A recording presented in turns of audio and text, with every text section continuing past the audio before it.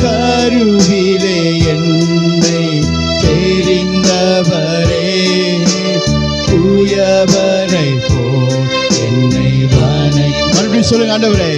தாயின் கருவிலே என்னை தெரிந்தவரே, தூயவனை போல் என்னை வணை. உந்தன் தோளிலே சுமந்தீரே, சொந்தமாயாக்கினீரே, கிருபையினால் வாழ வைத்தவரே. உந்தன் தோளிலே சுமந்தீரே, சொந்தமாயாக்கினீரே, கிருபையினால் வாழ வைத்தவரே. ஆராதனை அப்பா, நமக்கு ஆராதனை செலுத்துகிறோம். இந்த காலை பொழுதுல ஜீவனை தந்தவரே, உமக்கு ஆராதனை.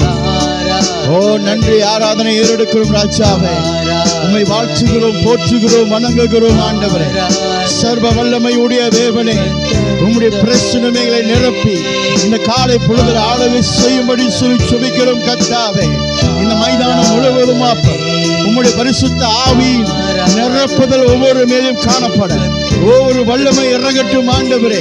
வியாதிகள் சுகமாகட்டும், விருத்தி அடைந்த காரியங்கள் எல்லாமே பிறகட்டும் இயேசுவின் நாமத்தில் அப்பா.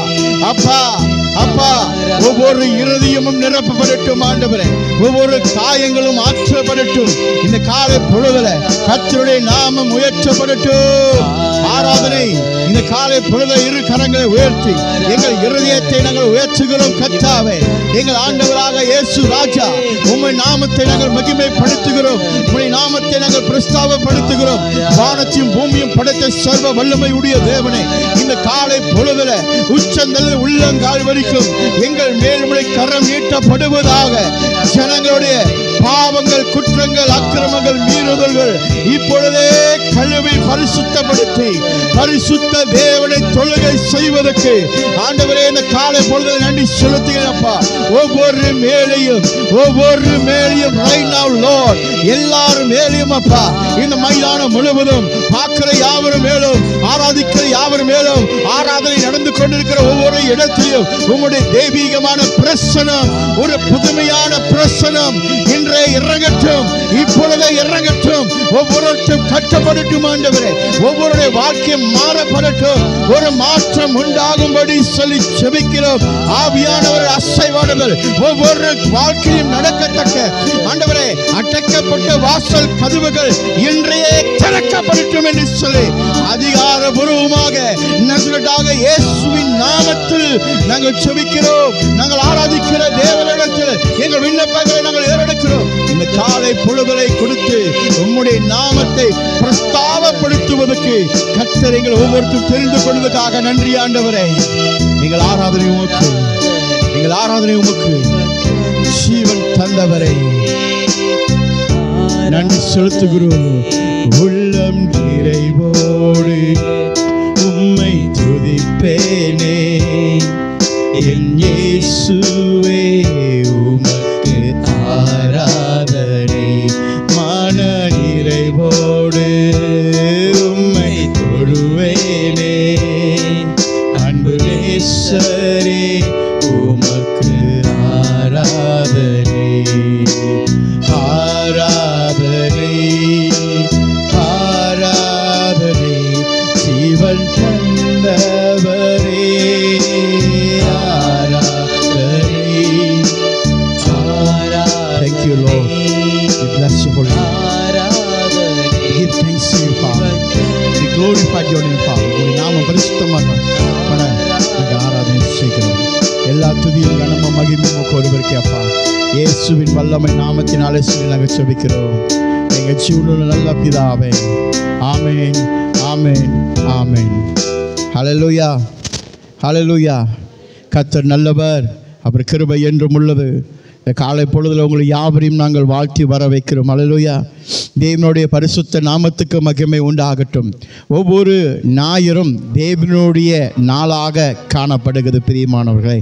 இந்த நாளிலும் நாம் சில காரியத்தை பார்க்க போகிறோம். கற்பனைகளை குறித்து நாம் பார்க்க போகிறோம்.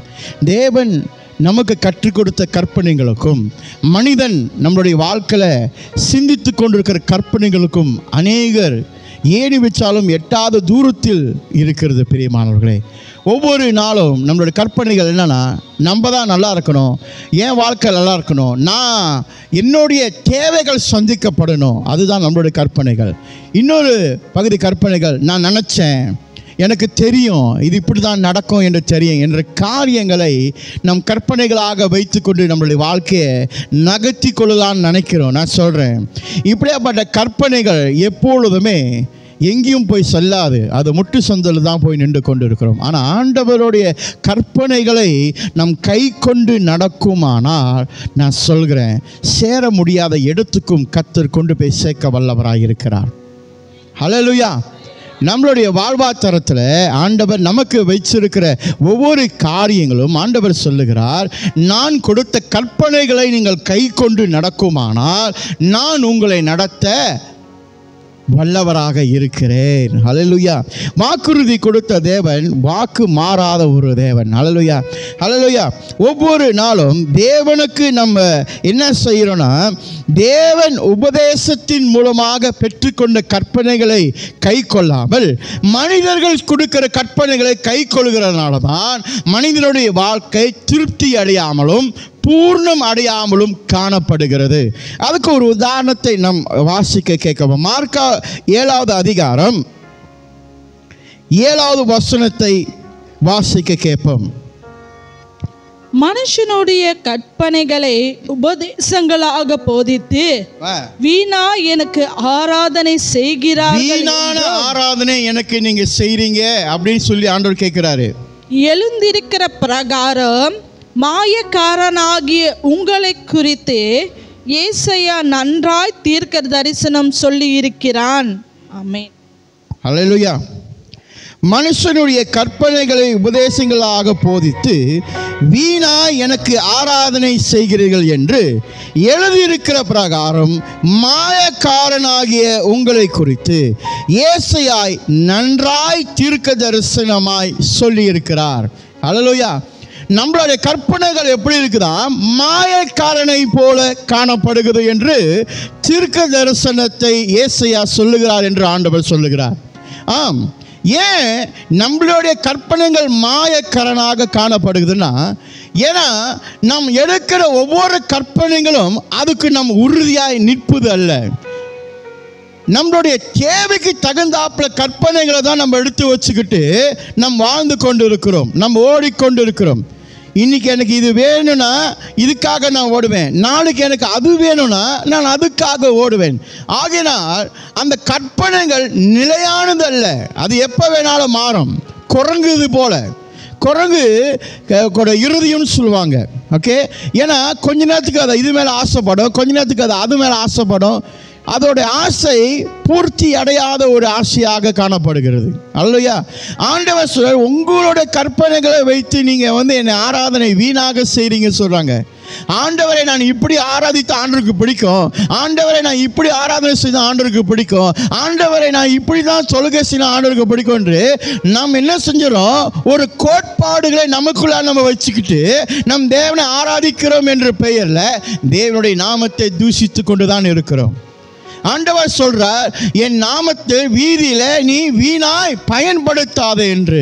ஆனால் கற்பனைகளை கொண்டு வந்து தேவனுடைய நாமத்தில் வீதியில வீணாய் இன்னும் பயன்படுத்தி கொண்டுதான் இருக்கிறோம். இவைகளை அழகாக தீர்க்க தரிசனமாக ஏசாயா சொல்லியிருக்கிறார் என்று ஆண்டவர் சொல்லுகிறார். ஏன் இது அந்த மாதிரி நடக்குது? ஏன்னா அநேகர் என்ன நினைக்கிறாங்க, ஷார்ட்கட்டில் போய் ஆண்டவரை ஆராதிச்சிடலாம், ஷார்ட்கட்டில் போந்து ஆண்டவரை மகிமைப்படுத்திடலாம். ஷார்ட்கட்டில் எல்லாமே ஷார்ட்கட். இன்னைக்கு மேகி நூடுல்ஸ் 2 நிமிஷத்தில் ரெடி ஆகிற மாதிரி எல்லாமே 2 நிமிஷத்தில் செஞ்சிடலாம் அப்படின்னு கற்பனைகளை கொண்டு தேவனுக்கு முன்பதாக வந்து நிற்கிறோம். 6 நாள் உலகத்துக்கு வாழ்கிறோம் என்று வேதம் கூறினாலும் நம்ம என்ன நினைக்கிறோம், நம்மளோட கற்பனைகளை 6 நாள் நான் எந்த பாவம் செஞ்சாலும் பரவாயில்ல, 7வது நாள் என் பாவத்தை கர்த்தர் மன்னிச்சிடுவார் அப்படின்னு நம்ம நினைக்கிறோம். விபச்சாரியா ஒருத்தி இயேசு வேண்டிய வரும்போது கல்லால் அடிக்கப்படும் போது இயேசு அவளை கண்டு சொன்ன ஒரு காரியத்தை மறந்து விடாதீர்கள், இனி நீ பாவம் செய்யாத. அல்லேலூயா. இனி நீ பாவம் செய்யாதே என்ற ஒரு கட்டளை ஆண்டவர் அங்க கொடுக்கிறார். பிரியமானவர்களே, எல்லாருக்கும் இரண்டாவது ஆண்டவர் சொன்னது ஞாபகம் இருக்கும். உங்களில் ஒருவன் எவன் ஒருவன் பாவம் செய்யலையோ அவனிடத்தில் முதல் கல் அவள் மேலே எறிய வேண்டும். அதை மட்டும்தான் குறிக்கோளாக கற்பனைகளாக வைத்துக்கிருக்காங்க. ஆனா ஆண்டவர் அவளை கண்டு சொன்ன ஒரு காரியம் மறந்து விட்டாங்க. இனி நீ பாவம் செய்யாத. அப்படின்னா உன்னுடைய கற்பனைகளை ஆண்டவர் என்ன சொல்றாரு, என்ன கேட்கிறாரு, என்ன விரும்புகிறார் என்று நமக்கு இன்னும் தெளிவு அடையாதனால தான் நம் திரும்ப திரும்ப பாவத்தில் செய்து கொண்டே இருந்து 7வது நாள் தேவனுடைய சமூகத்திலிருந்து பாவத்தை ஆண்டவரே மன்னியும் என்று சொல்லி கதறி கொண்டிருக்கிறோம். ஒவ்வொரு வாரம் சபைக்கு வந்து பாவத்தை அறிக்கை செய்கிறது நீங்க எப்படி பார்க்குறீங்க? செய்ய வேண்டும், நல்லது. ஆனால் செய்த தவறை திரும்ப திரும்ப செய்து கொண்டு தேவ சமூகத்தில் வந்து ஆண்டவரை என்னை மன்னிங்க, ஆண்டவரை என்னை மன்னிங்கன்னு சொன்னால் இது உங்களுக்கு அது நியாயமாய் படுகிறதா? முதல் அதை சிந்திக்க வேண்டும். எப்படியாப்பட்ட கற்பனைகளை நம்ம பிடித்து கொண்டு இருக்கிறோம் ஆண்டவருடைய இடத்தில்? ஆண்டவருடைய கற்பனைகள் வார்த்தை உறுதியானது. இனி நீ பாவம் செய்யாதே. உனக்கு ஏன் இந்த மாதிரியான கற்பனைகள் வருதுன்னா உன் இருதயம் சுத்தம் இல்லாத காரணத்தினால. அல்லேலூயா. மனுஷனுடைய இருதயம் குரங்கை போல கொஞ்ச நேரம் அங்க தாவும், கொஞ்ச நேரம் அங்க தாவும். ஆண்டவருடைய கற்பனைகள் நிலையானது. அல்லேலூயா. உறுதியானது. சொன்னதுதான். ஆண்டவர் சொன்னதை கர்த்தர் செய்கிறவராக இருக்கிறார். அல்லேலூயா. அதில் எந்த மாற்றம் இல்லை. அவர் மனம் மாறுவதற்கு மனுபுத்திரனும் அல்ல என்று வேதம் கூறுகிறது. மனம் மாறுகிற ஒரு தேவன். அல்லேலூயா. எதுக்கு மனம் மாறுவார் தெரியுமா? உன்மேல் கிருபையாக இருக்கிறதுக்கு. அல்லேலூயா. ஆனால் அவள் எடுத்த முடிவில் அவள் மனம் மாறுகிறவர் அல்லையா. அவர் சொன்னது தான். அல்லேலூயா. அவர் மனம் இறக்க முடிய தேவன், மனம் மாறுகிற தேவன் அல்ல. அல்லேலூயா. நினச்சி ஒன்று சொல்லுகிற ஒரு தேவன் அல்ல. அல்லேலூயா. இன்னைக்கு ஒன்று சொல்லிட்டு நாளைக்கு ஒன்று செய்வார், அந்த மாதிரி தேவன் அல்லையா. காலங்காலமாக சதா காலமாக நித்தியமாக அவர் சொன்னதை அவர் செய்கிறவராக இருக்கிறார். அல்லேலூயா. அவர் கொடுத்த வாக்கை அவர் நிறைவேற்றுகிற ஒரு தேவனாக இருக்கிறார். உன்னுடைய வாழ்க்கையில் ஒரு வாக்கை ஆண்டவர் கொடுக்கிறார் சொன்னால் அதுக்கு உன் கற்பனைகள் என்னவா இருக்கணுமா? அந்த கற்பனையை பிடித்து கொண்டு உறுதியோடு ஓடுகிறவனாக காணப்பட வேண்டும். அல்லேலூயா. ஒரு கற்பனை ஆண்டவர் உனக்கு கொடுத்துட்டாரு, ஒரு வாக்குறுதி ஆண்டவர் உனக்கு கொடுத்துட்டானா பிடிச்சிட்டு ஓடு. இருளாவே இருக்கும் நீ ஓடுற பாதை. அல்லேலூயா. உன்னுடைய பாதை எப்போதும் இருளாவே இருக்கும். அப்படிதான் உன் கண்ணுக்கு தெரியும். இருட்டா இருக்க ஆண்டவரே, கண்ணு தெரியல, ஓட முடியலன்னு. ஆனால் வெளிச்சத்தின் தேவன் உன்னோட இருக்கும்போது உன்னுடைய இருள் பிரகாசம் அடைய ஆரம்பிக்கும். உன் பாதைகள் கண்களுக்கு தெரிய ஆரம்பிக்கும். உன் கண்கள் தெளிவாக ஆரம்பிக்கும். உன் சிந்தை தெளிவாக ஆரம்பிக்கும். உன் நெருக்கத்திலிருந்து கர்த்தர் விடுவிக்க வல்லவராய் இருக்கிறார் என்று உன்னால் அறிந்து கொள்ள முடியும். காரணம், கர்த்தருடைய கற்பனைகள் ஜீவனுடையதாக இருக்கிறது. அல்லேலூயா. அதை மாற்றுகிற தேவன் அல்ல. ஓடணும் நினச்சா ஓடணும், உட்காரணும் நினச்சா உட்காரணும்னு எண்ணம் கொண்டு நம்ம உட்கார்ந்துருந்தோமானால் தேவனுடைய கற்பனையை பின்படுத்த முடியாமல் நம்ம போய்விடுவோம். ஹல்லேலூயா. ஹல்லேலூயா. ஏன் நம்மளுடைய கற்பனைகளுக்கும் தேவனுடைய கற்பனைக்கும் வித்தியாசங்கள் உண்டு. 8வது வசனத்தை வாசிக்க கேட்போமாக. Let us read verse 8. நீங்கள் தேவனுடைய கட்டளையை தள்ளிவிட்டு. ஏன் என்னுடைய கற்பனைகளும் தேவனுடைய கற்பனைகளும் வெவ்வேறாக காணப்படுகிறதுன்னு சொல்லி பார்த்தோம்னா 8வது வசனம் மிக தெளிவாக சொல்லுது, நீங்கள் தேவனுடைய கட்டளையை தள்ளிவிட்டு. ஆம், தேவன் ஒவ்வொரு மனுஷனுக்கும் ஒரு கட்டளையை கொடுக்கிறார், கற்பனைகளை கொடுக்கிறார். அவர் சொன்னதை சுட்டு செய்யறதை விட்டுட்டு நாம் விருப்பப்பட்டு செய்கிறதை தான் நாம் செய்து தேவனை மகிமைப்படுத்தணும்னு நினைக்கிறோம். அதுதான் தேவனுடைய கற்பனைகளுக்கும் மனுஷனுடைய கற்பனைகளும் வெவ்வேறாக காணப்படுது. தொடர்ந்து மனுஷனுடைய பாரம்பரியத்தை கை கொண்டு வருகிற பாரம்பரியம், அதாவது சுபாவம். முன்ன நான் எப்படி இருந்தனோ இப்பயும் நான் அப்படி தான் இருக்கிறேன். ஹல்லேலூயா. எப்போதும் நான் அப்படியே தான் இருப்பேன், நான் மாறவே இல்லை. கிறிஸ்துவுக்குள்ள ஒருத்தன் இருந்தால் அவன் மாறுபட்டவனாக காணப்பட வேண்டும். அவன் புதிதாக பிறக்கப்பட்டவனாக இருக்க வேண்டும். ஹல்லேலூயா. அவன் புதிதாக பிறக்கப்படாதவனாக இருந்தா அவன் எப்பொழுதும் தன் பாரம்பரியத்தை தான் பின்படுத்துவான். அவனுக்குன்னு ஒரு பிரச்சனை வந்தா அவன் பாரம்பரியத்தை பார்த்து என்ன செய்வான்? இப்படி தான் நான் இருந்தேன், பரவாயில்ல நான் இப்படியே இருந்துக்கிறேன். அல்லேலூயா. When you follow your traditional life as a Christian, you must be a born again Christian. A born again Christian means you are new in Christ. Hallelujah. You are not anymore in tradition life. பாரம்பரியத்தை பிடித்துக்கொண்டு வாழுகிற ஒரு கிறிஸ்தவன் அல்ல ஐயா. புதிதாய் பிறக்கப்பட்ட கிறிஸ்தவன், இயேசுவுக்குள்ள பிறக்கப்பட்ட கிறிஸ்தவன், பரிசுத்த ஆவியினால நிரப்பப்பட்டு நடத்துகிற ஒரு கிறிஸ்தவன். நெருக்கம் வரலாம், வேதனை வரலாம், வலி வரலாம், தடை வரலாம், எழுந்து நின்று நட இயேசுவுக்காக. ஹல்லேலூயா. ஆள் இருக்கு, ஆள் இல்லை, கூட்டம் இருக்கு, கூட்டம் இல்லை, பணம் இருக்கு, பணம் இல்லை, ஆஸ்தி இருக்கு, ஆஸ்தி இல்லை. இது எதுவுமே பரலோகத்துக்கு போவதுக்கு நிர்ணயிக்காத ஒண்ணு. உன்னை நிர்ணயிக்கிறது ஒன்னே ஒண்ணுதான், தேவனுடைய கற்பனைகளுடைய கரங்களை பிடித்துக் கொள்வது மாற்றமல்ல, உன் இருதய பலகையை எழுதி கொண்டு அதன்படி நடக்கிறவனே மோட்சத்தை அடைவான். நன்றாய் கற்றுக்கொள்ளணும். நம்மளை நெருக்குவது என்ன? What is stopping you to worshiping God? தேவனை ஆராதிப்பதற்கு எது உன்னை தடை செய்கிறது? அதை தூக்கி தூரம் போடு.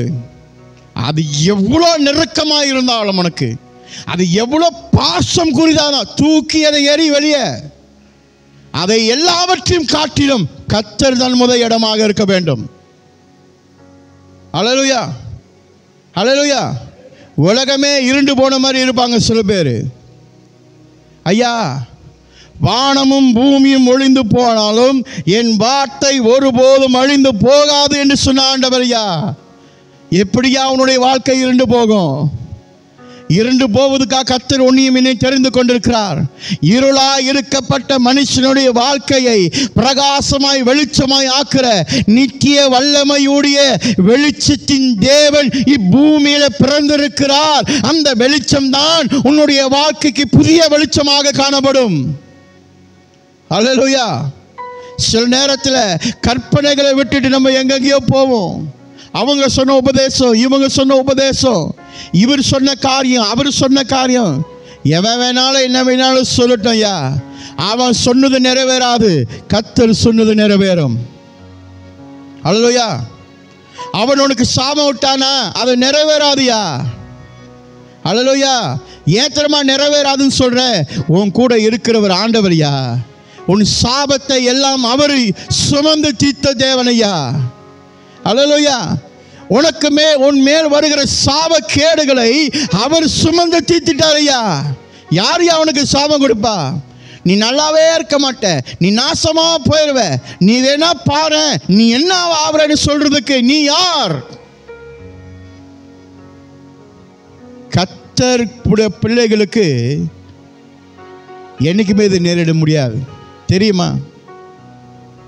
மிஞ்சி மிஞ்சி இந்த உலகம் என்ன தெரியுமா செய்யும்? உன்னை ஒதுக்கி ஓரமாக வைக்கும், அவ்வளோதான், அவ்வளோதான் அதனால் செய்ய முடியும். ஆனால் உன்னை தூக்கி சுமக்கிறவர் ஒருத்தர் இருக்கிறார். அவன் என்ன ஒதுக்குறான், இவன் என்ன ஒதுக்குறான், எல்லாரும் என்ன ஒதுக்குறாங்க. ஆண்டவரே, கர்த்தர் சொல்வார், பரவாயில்ல விடு, நான் என் இருக்கரங்கனால உன்னை சுமந்து நடக்கிற தேவன் உன் கூட இருக்கிறேன். ஹல்லேலூயா. ஆண்டவரே, என்ன பண்ணுறது தெரியல ஆண்டவரே, என்ன செய்வது தெரியல ஆண்டவரே. சில பேர் அப்படி தானே இருப்பீங்க, ஒரு கஷ்டம் வந்தால் என்ன பண்ண தெரியலன்னு. ஆமாம், அது இயல்பான ஒரு காரியம். ஹல்லேலூயா. அது இயல்பாக ஒரு மனுஷனோடு இருக்கிற என்ன செய்யறது தெரியல ஆண்டவரே. Yes, ask for the wisdom of God to do the next thing in your life. அடுத்தபடியாக நடத்துவதற்கு ஞானத்தையும் காரியத்தின் தேவனிடத்தில் ஆண்டவர்கிட்ட கேட்கறது அவனோட வேலைப்பா. அடுப்பமா என்ன சாப்பிடுறதுன்னு யோசிக்க தெரியுதுல்ல, அப்புறமா எங்க போய் ஊர் சுத்தலான்னு யோசிக்க தெரியுதுல்ல, நித்திய வாழ்வு அடைவதற்கு அடுத்ததாக நான் என்ன செய்ய வேண்டும் என்று யோசிக்க மாட்டோம். யோசிக்க வேண்டும். என்னைக்கு ஒரு மனுஷன் தேவனுடைய கட்டளையை தள்ளிவிட்டு தன் பாரம்பரியங்களை பின்படுத்துகிறானோ அவன் போய் சேர வேண்டிய இடத்தில் அவனால் சேர முடியாது. ஆஸ்தி உள்ளவனாக இருக்கலாம், அந்தஸ்து உடையவனாக இருக்கலாம், பாரம்பரியாகவே குடும்பமாக தலைமுறையாக அவங்க பெரிய பெரிய பணக்காரங்களாக இருக்கலாம். அல்லேலூயா. ஒரு கட்டம் வந்தோன்னே நீ பிச்சைக்காரனாய் மாறுவ. அல்லேலூயா. கோபுரத்தில் கொண்டு போய் நிறுத்தி உன்னை அழகு பார்க்கிறவர் ஒருத்தர் இருக்கிறார் ஐயா. அவரை அன்றி வேற யாரும் உன்னை எதிர்த்து நிற்க முடியாது. அந்த தேவனை எதிர்த்து உனக்கு விரோதமாக எந்த காரியமும் எவனும் உனக்கு செய்ய முடியாது. அல்லேலூயா. உனக்கு எழும்புகிற அம்புகள் வாய்க்காமல் போகும். அப்படின்னா என்ன தெரியுமா? உருவாக்கவே படாது. எவனாச்சும் உனக்கு விரோதமாக எழும்பணும்னு நினைச்சாலே அது நடக்காம போயிடும். அவ்வளவுதான். அல்லேலூயா. தேவனுடைய கற்பனைகள் கை கொள்கிறவனுடைய வாழ்க்கையில எந்த ஆயுதமும் உருவாக்கப்பட போவதல்ல. அல்லேலூயா. என்ன பண்ணிட முடியும்? கஷ்டப்படுத்தலாம், வேதனைப்படுத்தலாம், அழுவ வைக்கலாம். ஆனால் அவைகளை எல்லாவற்றையும் காட்டிலும் அவர் ஒரு காரியத்தை செய்வார். நான் உன் கூட இருந்து செய்கிற காரியங்கள் பயங்கரமாக இருக்கும். இதுவரைக்கும் முன் ஜனங்கள் காணாத அதிசயங்களை உனக்கு நான் காமிப்பேன். வாக்கு கொடுத்துட்டாரியா. அவர் சொன்னதை அவர் செய்வார். நின்று வேடிக்கை பாரு.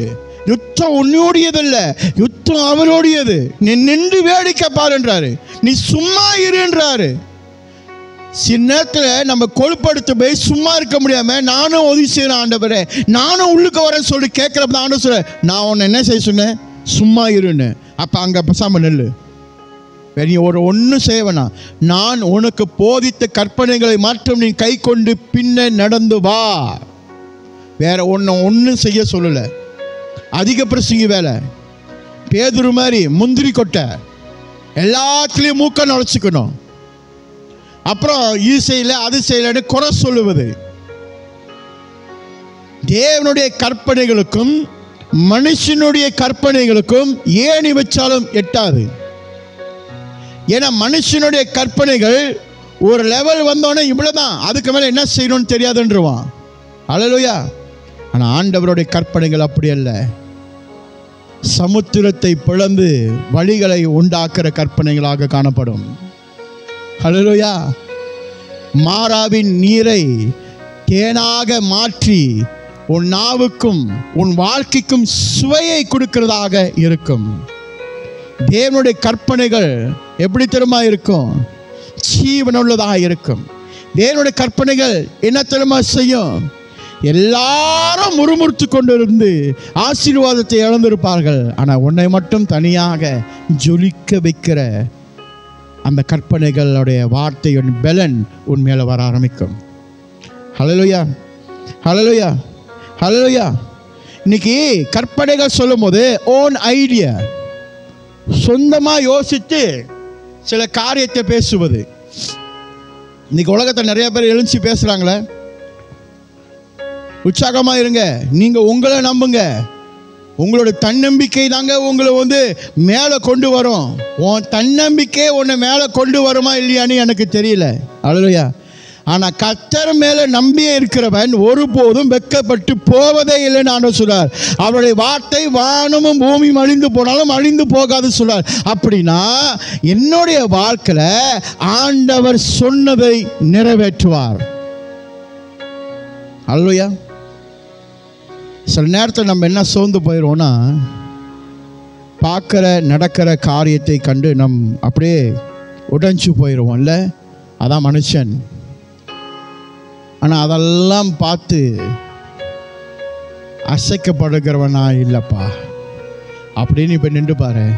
இல்லை, ஒன்று இல்லைன்னா இன்னொன்று. இந்த கதவு அடைக்கப்பட்டால் எனக்கு இன்னொரு கதவு. அல்லேலூயா. எத்தனை கதவு நீ அடைப்ப? எத்தனை வாசல் உன்னால் அடைக்க முடியும்? சர்வ வல்லமை உடைய தேவன் வாசலை எனக்கு திறக்க வல்லவராக இருக்கிறார். நான் அவரை நம்பி இருக்கிறேன். நெருக்கம், கண்ணுக்கு மண்ணுக்கு கஷ்டம் தெரியும், கண்ணுக்கு மண்ணுக்கு பிரச்சனை தெரியும், கண்ணுக்கு மண்ணுக்கு எப்படி இது சரி போகிறேன்னு தெரியலையே அப்படின்னு யோசனை எல்லாமே இருக்கும். ஆனால் இது எல்லாமே காட்டிலும் கர்த்தருடைய கற்பனைகளை கைக்கொள்கிறவனுடைய வாழ்க்கை செழிப்பாக இருக்கும். ஹல்லேலூயா, ஹல்லேலூயா. ஆகையால் நாம் எப்பொழுதுமே தேவனுடைய கற்பனைகளை என்ன செய்யக்கூடாது, தேவனுடைய கட்டளைகளை தள்ளிவிடாமல் அவர் கொடுத்த கட்டளைகளை கீழ்ப்படுது நடக்கிறவர்களாக இருக்க வேண்டும். ஹல்லேலூயா. சும்மா வேதனை வேதனை வேதனை அப்படின்னு சொல்லுகிற காட்டிலும் இந்த வேதனைப்படுகிற நேரத்தில் நாம் என்ன கற்றுக்கொள்கிறோம் என்ற காரியம் அவசியம். சும்மா ஆண்டவர் ஒருத்தனுக்கு மகிழ்ச்சியும் வேதனையத்தையும் ஒரே நேரத்தில் கொடுப்பார் சொன்னாக்க சும்மா கொடுக்க மாட்டாருங்க. நம்முடைய வாழ்க்கையில் ஒரு வேதனை உள்ள காரியம் நடக்குதுன்னா ஒன்றாவது தெரிந்து கொள்ளணும், நம்மளை ஆண்டவர் உருவாக்கி கொண்டிருக்கிறார், நம்மளை பலப்படுத்தி கொண்டிருக்கிறார். கர்த்தருடைய கரம் அங்கே வருகிறது, இல்லைன்னா அது வராது. தேவனோட அனுமதி இல்லாமல் உன்னுடைய வாழ்க்கையில் எதுவும் நடக்காது. அல்லேலூயா. ஆகையால் நடப்பதெல்லாம் நன்மைக்கே என்று நினைத்து தேவனை ஸ்தோத்திரம் செய்ய வேண்டும். சங்கீதக்காரன் சொல்லுகிறான், நான் கர்த்தரை எக்காலத்திலும் ஸ்தோத்தரிப்பேன். அல்லேலூயா. நன்றி செலுத்த கற்றுக்கணும் ஐயா. எல்லா நேரத்திலும் ஆண்டவருக்கு மகிமை செலுத்த கற்றுக்கணும். கற்பனைகளை கண்டு பாரம்பரியமாக நடிக்கிறவர்களாக அல்ல, பாரம்பரியத்தை பின்பற்றி நடிக்கிறாங்க. ஞாயிற்றுக்கிழமை நாங்கள் கிறிஸ்தவங்க, நாங்கள் சர்ச்சுக்கு போகணும், நாங்கள் மற்றவங்க பார்க்குற மாதிரி நாங்கள் சொபிக்கணும், நாங்கள் முக்காடு போடணும், அல்லேலூயா அல்லேலூயா அல்லேலூயான்னு வாழ் எல்லாரும் கேட்குற மாதிரி கத்தினா தான் தெரியும் எல்லாருக்கும் நான் கிறிஸ்தவன்னு.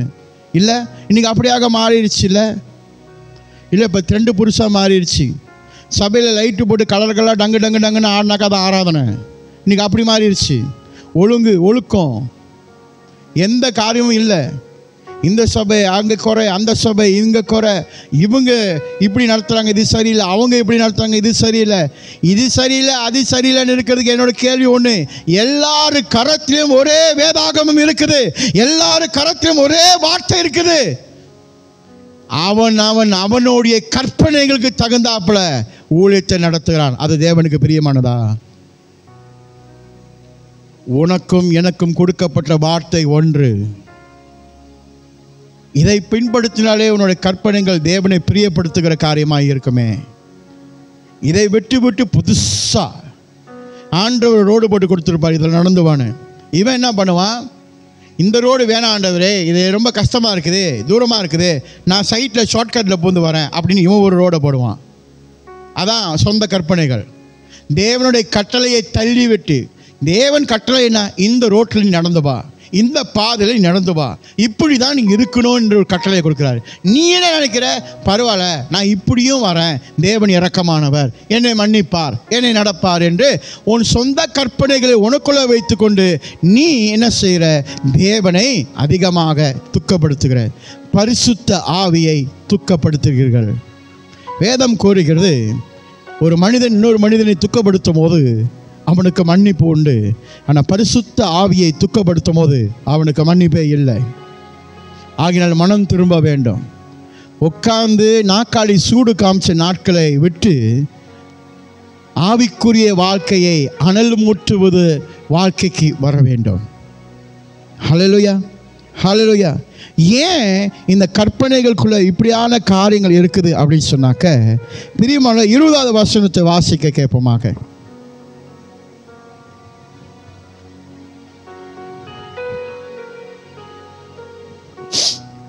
மனுஷனுக்குள்ளே இருந்து புறப்படுகிறதே மனுஷனை தீட்டுப்படுத்தும். அடுத்தது எப்படி எனில், மனுஷனுடைய இருதயத்தில் உள்ளிருந்து பொல்லாத சிந்தனைகளும் விபச்சாரங்களும் வேசித்தனங்களும் கொலை பாதகங்களும் களுவுகளும் பொருளாசைகளும் துஷ்டதனங்களும் கபடும் காம விவகாரமும் விண்ணகமும் தூஷணமும் பெருமையும் மதிகேடும் புறப்பட்டு வரும். எங்கேருந்து வருகிறது? மனுஷனோட இருதயத்திலிருந்து. அப்ப மனுஷனோட இருதயத்திலிருந்து வர கற்பனைகளும் எப்படியாப்பட்டதா இருக்கும்? தேவனை தீட்டுப்படுத்துகிறதாவே தான் இருக்கிறது. தேவனுடைய கற்பனை எப்படியாப்பட்டு இருக்கும்? தேவனை பரிசுத்த தேவன் என்று அறிக்கை செய்கிறதாவே இருக்கும். ஏன்னா அவர் சத்தியத்தின் தேவன். உன் இருதயத்திலிருந்து வருகிற கற்பனை எப்படி இருக்குமா? அசட்டைத்தனம் பண்ணுவதும் அசுத்தத்தனமாக தான் இருக்குதும். அதனால தான் ஆண்டவர் சொல்ற, உன் இருதயத்தை என்கிட்ட கொடு சொல்றாரு. உன் இருதயத்தை நான் சுத்தம் செய்கிறேன், அப்பொழுது உன் இருதயத்தில் என் கற்பனைகள் நிலை நிற்கும்படி எழுதிவை. அதுக்கு உறுதியா இருப்ப. வசனம் சொல்லுது, நீதிமான் எதுக்குமே பதற மாட்டான். நீதிமான் எதுக்குமே பதற மாட்டான், எதுக்குமே அஞ்ச மாட்டான். ஏன்னா ஆண்டவருடைய பலன் அப்படியாப்பட்ட பலன் அவனை தாங்கி நடத்தும். அல்லையா? முள்ளு சுத்தி முள்ளு, பவுல் சொல்லல, எனக்குள்ள ஒரு முள்ளு குத்தி இருக்கு, நல்லது, அந்த முள்ளு என்னை குத்திட்டு இருக்கிறது நல்லதுன்னுவாரு. அப்பதான் எனக்கு தெரியும் ஆண்டவர் இருக்கிறாரு. இல்லைனா நான் பெருமையில் என்ன செஞ்சிருவேன்? காரியத்தை செஞ்சிருவேன். ஆண்டவரை மிஞ்சி ஏதோ செஞ்சிருவேன்ல. ஒரு முள் என்னை குத்தி இருக்கிறது நல்லதுன்னுவார். நம்மளுக்கு முள் குத்தினாலே உடனே ஆண்டவர் என்ன சொல்லுவோம்? உடனே ஆண்டவர் இதை எடுத்து போட்டுருங்க. முள்ளே இல்லை, முள்ளை எடுத்து குத்தினவனை எடுத்து போட்டுருங்கன்னுவோம். அவனை எடுத்து போகிற காட்டிலும் உனக்குள்ளே இருக்கிற காரியத்தை எடுத்து போடுவது கேட்பது மேல். உனக்குள் இருக்கிற பலவீனத்தை எடுத்து போட்டு பலத்தை கொடுங்கன்னு சொல்லி கேட்பது மேல். காரணம், மனுஷனுடைய இருதயத்திலிருந்து புறப்படுற தீட்டான காரியத்தினால உன்னோட கற்பனைகள் உன் இருதயத்திலிருந்து வருகிறது. ஐயா, நீ திட்டம் போட்டு கற்பனை, ஆண்டவர் நான் இப்படி தான் செய்ய போகிறேன், இப்படி தான் ஆராதிக்க போகிறேன், இப்படி தான் நீ சொல்லி செய்கிறது தீட்டாக மாறுகிறது. ஏன்னா அதே இருதயம் தேவனை ஆராதிக்கணும்னு சொல்லுது, அதே இருதயம் பொல்லாங்க காரியத்தையும் செய்கிறது. எப்படி தேவனை பரிசுத்தப்படுத்த முடியும்? அல்லேலூயா. ஒரு மனிதனை பரிசுத்தப்படுத்துவது பரிசுத்த ஆவியினால, இயேசு கிறிஸ்துவின் இரத்தத்தினால. ஒரு மனிதன் புதிதாய் பிறப்பதுனால மாற்றமே அவன் சுத்தம் செய்யப்படுகிறான். அல்லேலூயா. அப்போ நான் ஞானஸ்தானம் எடுக்கும்போது நான் சுத்தம் செய்யப்படுவது இல்லையா?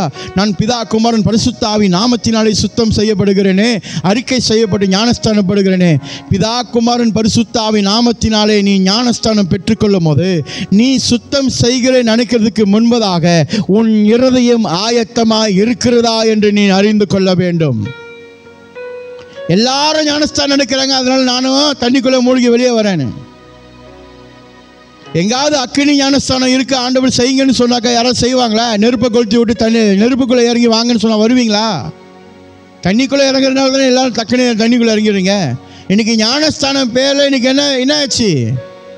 ஊர் சுற்றுற பிக்னிக்காக மாறிடுச்சு. ஞானஸ்தானமே பிக்னிக்காக மாறிடுச்சு. ஃபேமிலி கேமாக மாற்றிடுவாங்க அதை அப்படியே. ஞானஸ்தானம் என்னது? ஒரு மனிதன் புதிதாக பிறக்கப்படுகிறான், அறிக்கையை கொடுக்கிறான். ஒரு மனுஷன் ஞானஸ்தானம் பெறும்போது அவன் என்ன சொல்றான்? ஆண்டவராக இயேசுவை என் சொந்த இரட்சகராக ஏற்றுக்கொள்வதற்கு என் இருதயம் திறக்கப்படுகிறது என்று சொல்லுகிறான். ஞானஸ்தானம் எடுக்கிறவனுடைய அடையாளம் என்ன? அவனுடைய வாழ்வாதாரம் மாறும், அவனுடைய சிந்தனை மாறும், அவனுடைய செயல்பாடு மாறும்.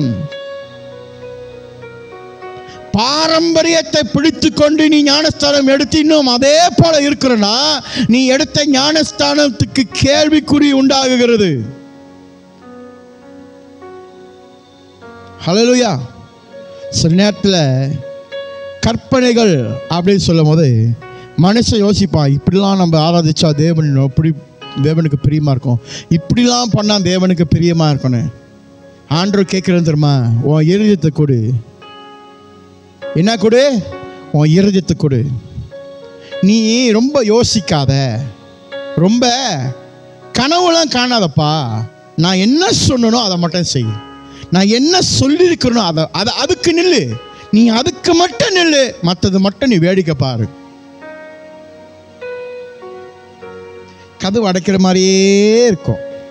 தூரத்துலேருந்து பார்க்குறப்ப கதவு அடைச்சி தான் இருக்கும். நம்ம என்ன சொல்லுவோம்? கதவு அடைச்சிருக்கு ஆண்டவரே, என் கதவு அடைச்சிருக்கு ஆண்டவரே, நடப்பா. ஆண்டவர் சொல்லுவார், இல்லை ஆண்டவரே கதவு அடைச்சிருக்கு, சாவி என்கிட்ட இல்லை, நீ போ, கதவு உனக்கு திறக்கப்படும். அது ஆட்டோமேட்டிக் டோ ஐயா.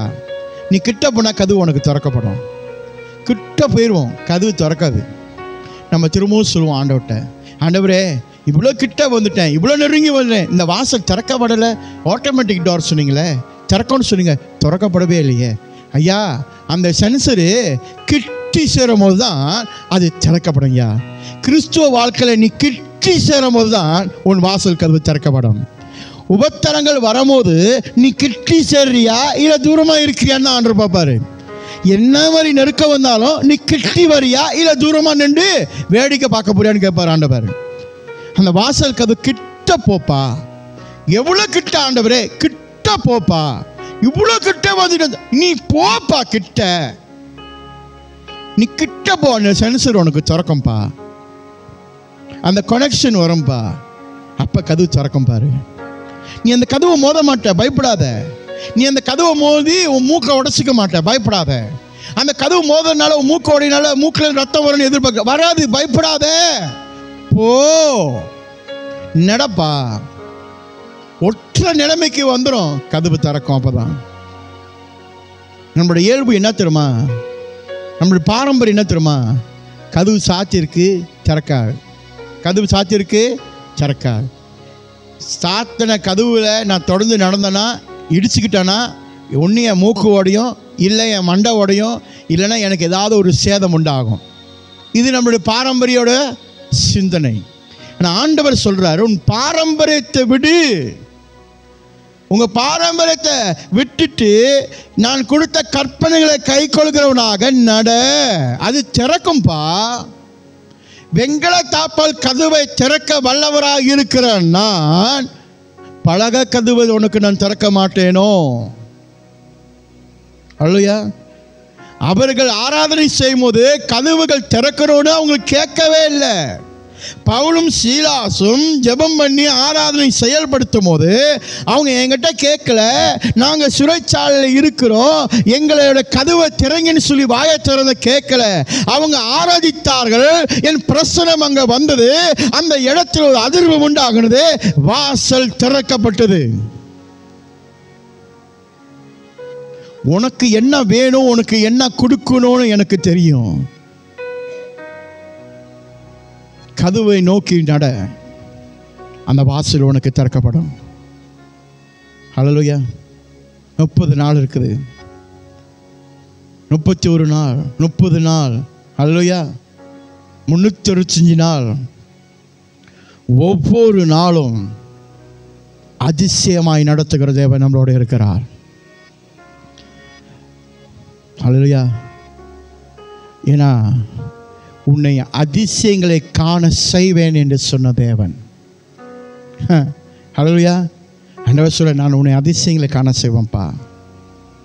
நம்ம அதிசயங்களை பார்த்த பிறகு தான் நம்ம அறிக்கை செய்வோம் ஆண்டவர்கிட்ட, எதையும் ஆண்டவரை முன்கூட்டி சொல்லணும். எல்லாத்தையும் ஆண்டவர் ஒன்று சொல்லிட்டாருனாக்கா நீ ஆண்டவர் தேட மாட்டல. கஷ்டமே படக்கூடாது, அப்படியே சுலபமாக வாழ்க்கையை ஓட்டிலான்னு நம்ம நினைக்கிறோம். இல்லை, அது முடியாது. ஹல்லேலூயா. கஷ்டப்படாமல் ஏதோ நம்மளோட வாழ்க்கையில் நிலைக்காது. ஹல்லேலூயா. மறந்துடக்கூடாது. தேவன் அவருடைய ஜீவனை நம்மளுக்கு கொடுக்கும் போது, இந்த நித்திய வாழ்வு நம்ம கொடுக்கும் போது, இந்த பரத்தில் வாழ்வதற்கு அநேகர் அறைகள் நம்மளுக்கு உண்டாக்குவதற்கு அவருடைய வாழ்க்கையை கஷ்டத்தில், நெருக்கத்தில், வழியில், வேதனையில், துன்பத்தின் மூலமாய் நமக்கு கொடுத்தார், இலவசமாக, முழு மனதோட. ஹல்லேலூயா. நீ மட்டும் எதுவுமே படாமல் அப்படியே ஜம்முன்னு மேலே எஸ்கலேட்டரில் ஏறி லிஃப்ட் ஏறி நேராக வீட்டில் போய் உட்காந்துனாலும் ஜம்முன்னு பார்க்குறியா? படு. சில பேர் நினைப்பாங்க, ஓ ஆண்டவர் கஷ்டப்பட்டார், எதுக்கு நான் கஷ்டப்படணும்? இல்லைப்பா, ஆண்டவர் கஷ்டப்பட்டது உன்னை மீட்டு எடுப்பதுக்கு, நீ கஷ்டப்படுவதுக்கு, கர்த்தரை உறுதியாய் பிடித்து கொள்வதுக்கு. அது முக்கியம். ஹல்லேலூயா. இல்லைனா நீ என்ன பண்ண மாட்ட, உறுதியாக பிடிச்சிக்க மாட்டேன். நல்லா கவனம் சொல்லுங்க. ஒருத்தன் உயிருக்கு போராடி இருக்கிறவனுக்கும் உயிரில் வாழ்ந்து கொண்டு ஐஸ்வர்யமாக இருக்கிறவனுக்கு வித்தியாசம் என்ன தெரியுமா? ஐஸ்வர்யமாக இருக்கிறவன் எதுவுமே கருத மாட்டான். ஏதோ வந்தோம், ப்ரே பண்ணோம், போனோம், கர்த்தருக்கு நன்றி செலுத்தினோம், காணிக்கை கொடுத்தோம், தசம்பாதம் கொடுத்தோம், டொனேஷன் கொடுத்தோம் அப்படின்னு சொல்லி அவன் வாழ்க்கை போய்கிட்டே இருக்கும். ஆனால் உயிருக்கு போராடிக்கிட்டு இருக்கிறவனோட ஜெபம் எப்படி தெரியுமா இருக்கும்? அதுதான் அவனுக்கு கடைசி நாள் நீர் கொடுக்க வேண்டும் என்று கட்டாயத்தோடு அவன் கேட்பான் ஆண்டவர்கிட்ட. எனக்கு இது வேணும் ஆண்டவரே. ஒரு பிடிவாதம் இருக்கும். ஒரு வைராக்கியம் இருக்கும். என்ன நடந்தாலும் ஐஸ்வர்யனுக்கானுக்கும் உயிருக்கு போராடுறதுக்கும் வித்தியாசம் தான். இப்போ நீ உயிருக்கு போராட வேணும்னா கஷ்டம் வந்து தான் ஆகும். அப்போ தான் நீ போராடுவ. கஷ்டமே வரலன்னா நீ எதுக்குமே போராட மாட்டேன். நான் எல்லாத்துக்கும் நன்றி சொல்லிட்டு அப்படியே ஜம்மமாக ஒன்னாஞ்சோல மாதிரி உட்காந்துருப்போம். அதுதான் நம்மளுடைய நிலை. ஏன் இந்த கற்பனைகள் வெவ்வேறாக காணப்படுகிறது அப்படின்னு சொல்லி பார்த்தோம்னா, ஒவ்வொரு மனுஷனோட இருதயமும் குரங்கை போல மாறும். ஏன்னா அந்த இருதயத்திலிருந்து கெட்டது தீமை எல்லாமே அங்கே தான் வருகிறது. அதனால் அவனால் உருவாக்கப்பட்டதும் சிந்திக்கப்பட்டதும் நினச்சி கொண்டிருக்கிற கற்பனைகள் பரிசுத்தமானதாக காணப்படாது. இடத்துக்கு தகுந்தாப்புல நடிக்கும், இடத்துக்கு தகுந்தாப்புல தன்னை என்ன பண்ணிடும், உருமாற்றிக்கொள்ளும். ஆனால் ஆண்டவருடைய கற்பனை இடத்துக்கு தகுந்தாப்புல மாறுவதல்லப்பா, இடத்தையே மாற்றும். ஆண்டவருடைய கற்பனைகள் மனுஷனையே மாற்றும், ஜனத்தை மாற்றும், சமுதாயத்தை மாற்றும், தேசத்தை திருப்பி போடும். அதுதான் ஆண்டவருடைய கற்பனைகள். ஆண்டவருடைய கற்பனை என்றால் ஆண்டவருடைய கட்டளை. அல்லையா? ஆகினால் அந்த கட்டளைகளை தள்ளிவிட்டு பாரம்பரியத்தை நம் பின்படுத்துமானால் இன்றைக்கு அதை விட்டு விலகி, ஆண்டவரே நான் வாழ்வது ஆண்டவருக்கு, நான் இருப்பது ஆண்டவருக்கு என்று சொல்வதற்கு நிறைய பேர் இருக்கிறாங்கல்ல. என் உயிரே உங்களுக்கு தான், உங்களுக்காக தான் ஆண்டவரே நான் வாழ்கிறேன், உங்களுக்காக தான் அப்படின்னு நம்ம சொல்லல, அதை செய்து காட்ட வேண்டும். சும்மா சொல்லக்கூடாது. அல்லேலூயா. நீங்கள் நிறைய பேர் சும்மா சொல்லிக்கிட்டு இருப்பாங்க. அதான் அந்த 30 நிமிஷம் வர்ஷிப்பில் வந்து துணியை முக்காடை போட்டு ஓன்னு ஒப்பாரிச்சு சொல்கிறவங்க நிறைய பேர் இருக்கிறாங்க. அந்த சொல்கிறவங்க வேணாம், அந்த பாரம்பரிய குரூப் வேணாம். ஏன்னா அந்த பாரம்பரிய குரூப்பு கடைசி வரைக்கும் கானான் தேசத்துக்குள்ளே போகாது. கானான் தேசத்துக்குள்ளே போகுது புதுமைப்பட்ட ஒரு குழு, புதிதாக்கப்பட்ட ஒரு குழு, பரிசுத்தமாய் கழுவப்பட்ட ஒரு குழு, நன்மையும் தீமையும் அறிந்திருக்கிற குழு, தேவனை நன்றாய் அறிந்திருக்கிற குழு. அதுதான் நீயும் நானும். அப்படியாய் ஆண்டவர் விரும்புகிறார்.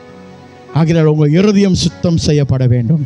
நீங்கள் புதிதாய் பிறக்கப்பட வேண்டும். கட்டளைகளை பின்படுத்துகிறவர்களாக இருக்க வேண்டும். தேவனுடைய கற்பனைகளை கை கொள்கிறவனாக இருக்க வேண்டும். அல்லேலூயா. இவைகள் எல்லாவற்றையும் நம்முடைய வாழ்க்கையை செயல்படுத்தும் போது நம் இருதயங்கள் சுத்தம் செய்து தேவனுடைய பார்வையில் நீதி உள்ளவர்களாக வெளிப்படும். அல்லேலூயா. காலை பொழுதில் உங்களை யாவரையும் உற்சாகப்படுத்துகிறேன். கர்த்தர் உங்களை ஒவ்வொருத்தையும் ஆசீர்வதிப்பாராக. அல்லேலூயா, அல்லேலூயா. நம்ம சற்று முன்னு பாடணும், முழு உள்ளத்தோடு உம்மை நான் ஆராதிப்பேன். ஆமாவா? பாடக்கூடாதுங்க. முழு உள்ளத்தோடு உம்மை நான் ஆராதிப்பேன்னு சொன்னால் அந்த முழு உள்ளத்தை கர்த்தருக்கு சொந்தமானதுங்க. பாதி உள்ளத்தை கொடுத்து ஆராதனை செய்யக்கூடாது.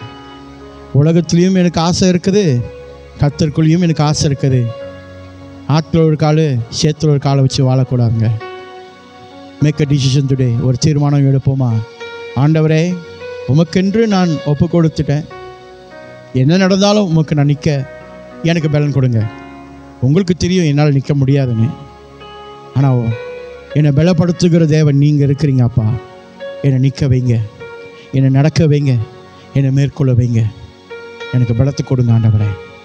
சோம்படுமா? அன்பின் பரலோக தகப்பனே, உம்முடைய நாமத்துக்கு மகிமை உண்டாகட்டும் அப்பா. இந்த காலை பொழுதுல கர்த்தாவே உம்முடைய நாமத்தை நாங்கள் பிரஸ்தாபப்படுத்துகிறோம். என்ன நடந்தாலும் ஏது நடந்தாலும் எங்களை பலப்படுத்துகிற தேவன் நீர் ஒருவர் இருக்கிறேன். உன் பலவீனத்தில் என் பலன் பரிபூர்ணமாய் தங்கி உள்ளது என்று வேதம் கூறுகிறது. ஸ்தோத்திரம் ஆண்டவரே, நன்றி செலுத்துகிறேன்.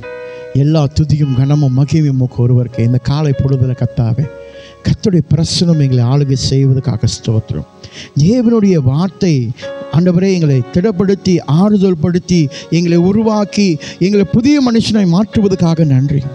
இந்த மனுஷனுடைய கற்பனைகளும் உபதேசங்களுக்கும் ஆண்டவரே அப்பா நாங்கள் செவி சாய்த்து விழுந்து விடாதபடிக்கு தேவனுடைய கற்பனைகளுக்கும் தேவனுடைய உபதேசங்களுக்கும் நாங்கள் கேட்டு நடந்து ஆண்டவரே ஒரு புதிய சிருஷ்டியாக காணப்பட நாங்கள் செபிக்கிறோம். எங்கள் இருதயங்கள் சுத்தம் செய்யப்பட வேண்டும் சொல்லி செபிக்கிறோம். ஆண்டவரே ஆண்டவரே எல்லா காரியத்தையும் உடைய கரத்தில் ஒப்புக் கொடுக்கிறோம். இந்த காலை பொழுதில் கர்த்தர் எங்களை விடுவித்து நடத்துவீராக. எல்லா துதியும் கனமும் மகிமையும் உமக்கு ஒருவருக்கே மாறாத இயேசுவின் நாமத்தில் சொல்லி கேட்கிறோம் நல்ல பிதாவே. ஆமேன். ஆமீன் ஆமீன்.